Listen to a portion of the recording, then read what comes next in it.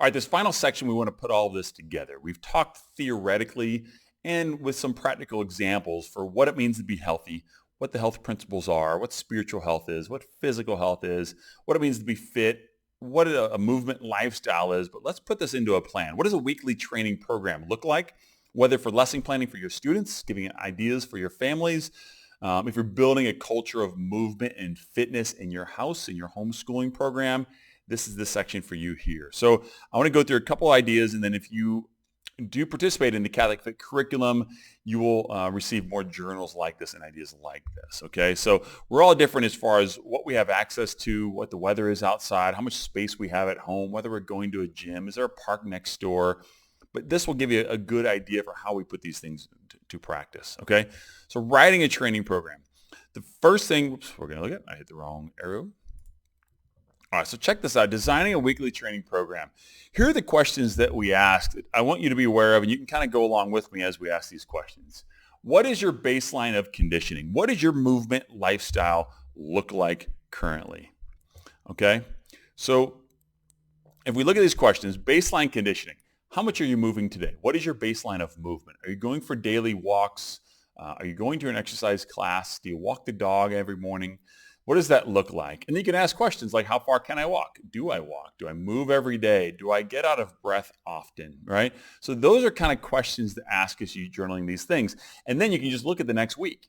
All right, so Sunday through Saturday, when do you plan to practice? And this is all practice. We practice our faith. We practice our fitness. When do we plan to practice this baseline conditioning?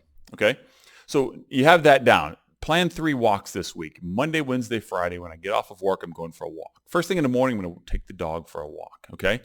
Number 2 is your posture. This is a little bit mostly along the lines of just your mindfulness. You don't have to have perfect posture all the time. Perfect posture doesn't mean sitting up as straight as possible and driving your shoulder blades back and all this.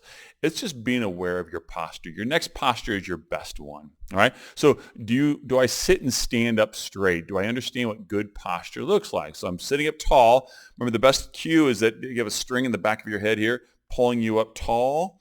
And you're getting as long as you can from the back top of your head to your tailbone, to your sacrum. Okay, so am I standing up tall, sitting up tall? That's just a mindfulness thing. Positions. Can I reach overhead? Can I sit in a low chair? Can I comfortably sit to stand with no problems? What do your positions look like? When do you sit for a while and just realize I'm uncomfortable, and why is that? What positions am I in most of the day? And then we get into some movement patterns. Can I sit to stand well? Right? Go over to an ottoman or a low chair, or just try to sit down and stand back up. How does that feel? Are you practicing those patterns throughout the day? Can you hang from a pull-up bar? Can you perform a modified push-up? And now when I say that in the patterns section, it's not about doing 10 push-ups. It's just, can you do 1 push-up well? Do your shoulders move well, your elbows, your ankles? All right? Then we get into patterns. I'm sorry. I was going to stop it, but I won't stop it. So patterns is, can I sit to stand well? So can you just move well? How well can you do a high knee march? How well can you walk on your heels, walk on your toes, do a side shuffle? Can you sit down to a low chair and stand back up? That's what patterns look like, but you're not doing them, again, for reps. You're not doing 20 repetitions of a push-up. You're just saying, can you do 1 good, solid push-up? Okay? Then we get into fit, and we'll talk about that in a minute, and loaded patterns. And what that is after you can do a push-up, you load it with intensity. After you can do a squat, you can load it with intensity by performing 10 squats or 20 squats or holding a weight and doing a squat. All right? So the questions you're asking, can I lift up a heavy weight? Do I feel strong? Can I jog, walk hills, perform a regular push-up? So you're loading intensity onto those basic movement patterns. And again, if you plan to do strength training twice per week, maybe you're doing that Monday and Thursday. Put a check mark on Monday and Thursday for your plan for the week. Maybe one of the patterns you're working on is some sort of hip mobility pattern or a push-up pattern. Maybe you're going, as my wife does, to a soul core class, saying the rosary as you're doing stretching and strengthening exercises. That would be under patterns, then some loaded patterns. Okay, so you can just put an X on one of those things. And there's another journal I'll show you in a minute. And then specific patterns. Am I playing sports? If I'm playing basketball, this is something I might do here. Am I gardening all day for a while? So playing sports or using my fitness in some specific way? Am I serving others? Am I playing an instrument? Some specific way of using my body. And then am I maintaining my patterns? So a fifth grader can do a good squat, but can you do a good squat?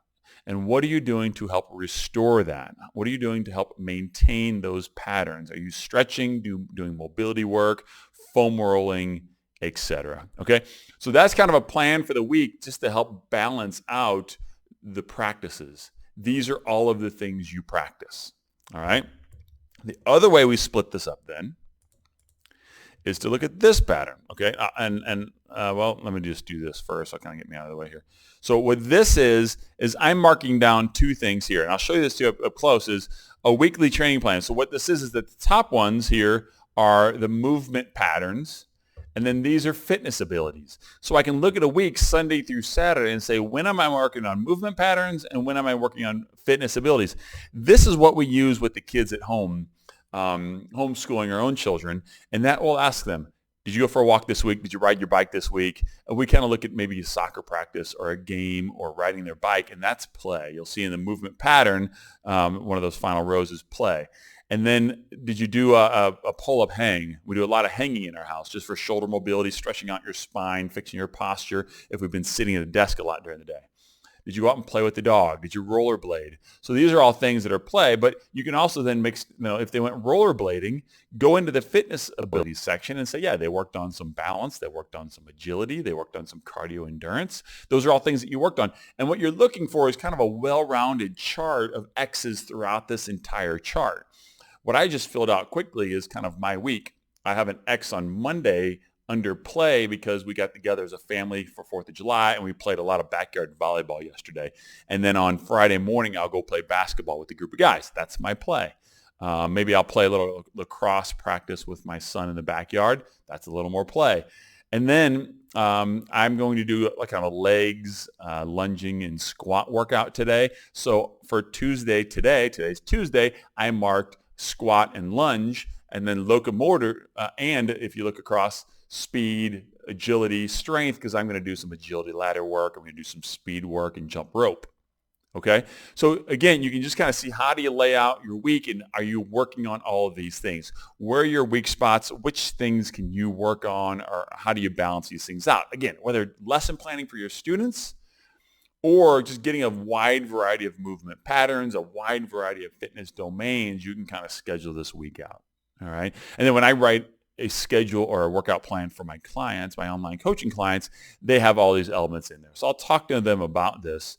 But if they tell me that they already go for walks and they swim, then I kind of know, okay, I know walking and swimming, they're getting locomotor work, they're getting cardio endurance, they're getting some strength. All right. Then I can write a program that complements those and works those other things. All right. Final thought here is the FIT principle. Another way to just look at your week. So there's FIT, the acronym. Frequency. How often am I going to train? How often am I going to go for a walk? 3 times a week, let's say. How often am I going to work on my strength? And that can be 10 minutes of countertop push-ups, right? And then 5 minutes of countertop push-ups, 5 minutes of stand-ups from a chair. That's strength, okay? Intensity. How hard am I going? I know Friday morning when I play basketball, that will be my most intense workout. So I can do a moderate intensity leg workout today to get stronger and do some cardio, but I'm going to go a little harder on Friday when I compete against some other guys. All right. Time. How long am I going to play?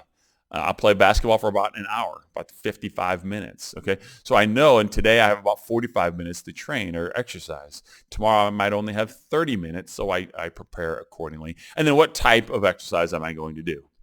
So I'm going to play basketball. I'm going to work out in my studio. I'm going to play in the backyard with my son. I'm going to go for a walk with my dog. So what type of exercise? Are you going to swim? Are you going to bike? Are you going to run? Are you going to go for a walk? Are you going to do some stretches on the floor in the basement? What type of exercise that you do? So that's the FIT principle, to where using those 2 previous charts, then we can get into the FIT principle and lay these things out. All right. So that's the idea, just some basic exercise or training program design 101 to get a variety of movement. All right. You mix that in with a good variety of nutrition and your nutritional needs, eating mostly God-made food and eating a variety of it. you will be in great shape. You'll be well on your way to becoming fit to serve. So God bless you once again. Thank you so much for watching this video. I'm going to move on to a couple final thoughts and then tell you what's coming next in Catholic Fit. Thanks.